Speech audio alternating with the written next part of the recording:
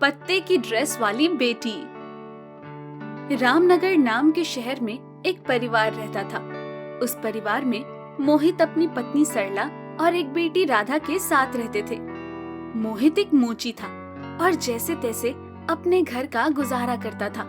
एक दिन सुबह, राधा बेटा क्या सोच रही है? माँ, मैं अपनी गुड़िया के लिए कपड़े बनाने का सोच रही हूँ, पर मेरे पास कोई सामान ही नहीं है। बस इतनी सी बात मेरी गुड़िया, अभी लाती हूँ, रुक जा। सरला राधा को एक पुराना कपड़ा और कुछ धागे लाकर देती है। राधा उस फटे कपड़े से अपनी गुड़िया के कपड़े बना लेती है और शाम को जब उसके पिता घर आते हैं, पापा देखो, मैंने अपनी डॉल के लिए कपड़ा बनाया। अरे ये तो बहुत सुंदर है, मम्मी से सिलवाई होगी। नहीं पापा, मैंने खुद बनाया है। अरे तब तो मेरी गुड़िया बहुत बड़ी हो गई, इतनी सुंदर कपड़े बनाए हैं। हाँ पापा, मुझे कपड़े सिलना बहुत पसंद है। समय गुजरता जाता है और राधा का ये शौक भी बढ़ता जाता है, पर अपने पिता की गरीबी के कारण वो इस शौक को पूरा नहीं कर पाती और इस आस में जीती रहती है कि शायद एक दिन उसे अपनी ये कला सबको दिखाने का मौका मिलेगा। एक दिन मोहित उससे कहता है, बेटी, मैं जानता हूँ तुम्हें सिलाई का बहुत शौक है, पर मैं ऐसा अभागा पिता हूँ कि अपनी बेटी की एक छोटी सी इच्छा भी पूरी नहीं कर सकता। नहीं पापा, ऐसे ना कहिए, आपने हमेशा हमारे लिए सब कुछ किया। आज आप ना होते तो मैं पढ़ भी नहीं पाती। बेटा, मुझे माफ कर दो, पर मेरे पास एक आइडिया है। कैसा आइडिया पापा? बेटा, हमारे घर में कुछ पुराने और फटे हुए कपड़े हैं, मैं उन्हें अच्छे से धोकर तुम्हें दे दूंगा। तुम उससे अपने लिए एक प्यारी सी ड्रेस बना लेना। मोहित राधा को सारे फटे पुराने कपड़े धोकर दे देता है और राधा उन कपड़ों को एक साथ ले जाकर ड्रेस बनाने में लग जाती है। राधा ड्रेस के चक्कर में इतनी व्यस्त हो जाती है कि उसे खाने पीने और सोने तक का ध्यान नहीं रहता। राधा बेटा, तुम्हारे लिए खाना कब से रखा था मैंने, तुमने अब तक नहीं खाया? हाँ माँ, बस 2 मिनट, माँ अभी खा रही हूँ। नहीं बेटा, मैं सुबह से देख रही हूँ, तू बस इसी काम में लगी हुई है। ना तुझे खाने का होश है, ना आराम करने का। पहले खाना खा, बाकी काम बाद में करना। रात हो जाती है और मोहित और सरला सोने चले जाते हैं, पर राधा ड्रेस बनाने में ही लगी रहती है। फिर जब अगली सुबह मोहित और सरला उठकर देखते हैं तो, सरला, जल्दी आओ, सरला। अरे क्या हो गया जी, अभी आ रही हूँ। सरला, देखो हमारी बेटी ने क्या बनाया है। सरला दौड़ती हुई आती है तो देखती है कि राधा ने एक बहुत ही सुंदर ड्रेस बनाई होती है।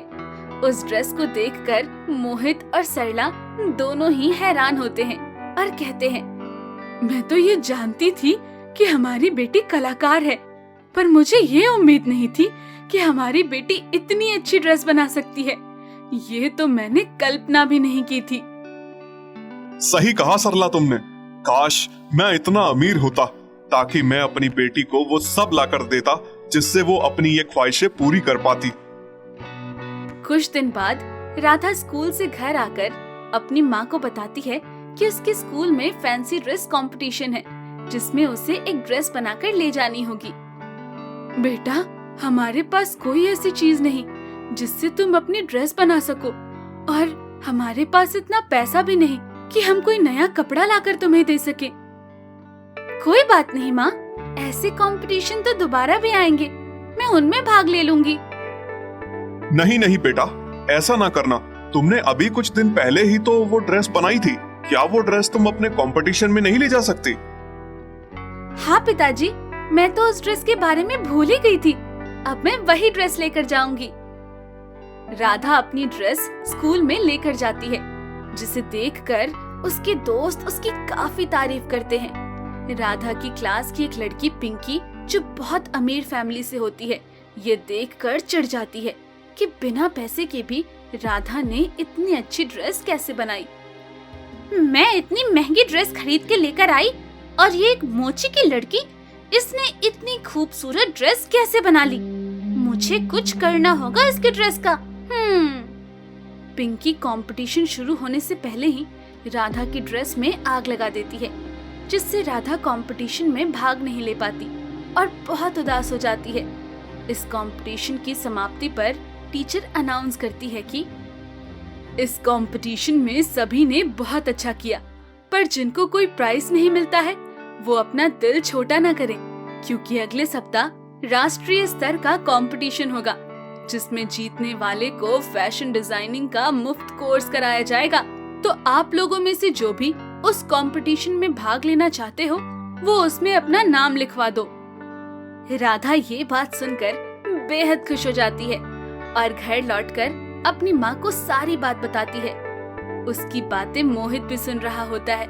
मोहित कहता है, राधा, ये तो बहुत अच्छी बात है कि तुम्हारे स्कूल में कंपटीशन होने वाला है।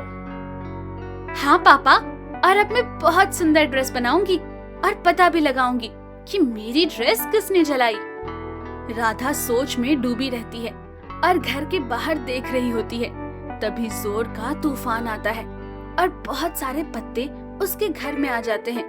उन पत्तों को देखकर राधा के मन में ख्याल आता है, क्यों ना इन पत्तों से ही ड्रेस बना ली जाए। अरे राधा, ये पत्ते कहाँ ले जा रही है?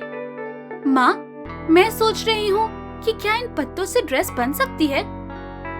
राधा उन पत्तों से बहुत ही खूबसूरत ड्रेस बनाती है और अपनी ड्रेस स्कूल लेकर जाती है। स्कूल में सबकी ड्रेस एक अंधेरे कमरे में रख दी जाती है। पिंकी राधा की ड्रेस काट रही होती है। पिंकी, तुम यहाँ क्या कर रही हो? नहीं, मैं कुछ नहीं कर रही थी। अरे पिंकी, तुम्हारी ड्रेस कैसे फट गई? मेरी ड्रेस तो ठीक है। अरे, कंपटीशन वाली ड्रेस। अरे, ये ड्रेस कैसे कट गई? राधा जल्दी से सुई धागा लाती है और पिंकी की ड्रेस सिलकर वापस से बिल्कुल पहले जैसा कर देती है। ये सब देखकर पिंकी की आंख में आंसू आ जाते हैं। राधा, मुझे माफ कर दो। मैंने हमेशा तुम्हारा बुरा चाहा और अभी भी मैं तुम्हारी ही ड्रेस काटने आई थी, पर इस अंधेरे की वजह से मैंने खुद की ही ड्रेस काट ली और पहले भी मैंने ही तुम्हारी ड्रेस जलाई थी, तो मुझे माफ कर दो।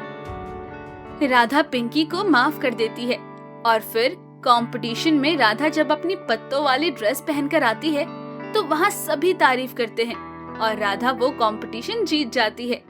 राधा को फैशन डिजाइनिंग करने की स्कॉलरशिप भी मिल जाती है और वो फैशन डिजाइनिंग के स्कूल में एडमिशन ले लेती है और उसके बाद से सभी उसे पत्ते की ड्रेस वाली लड़की के नाम से जानने लगते हैं।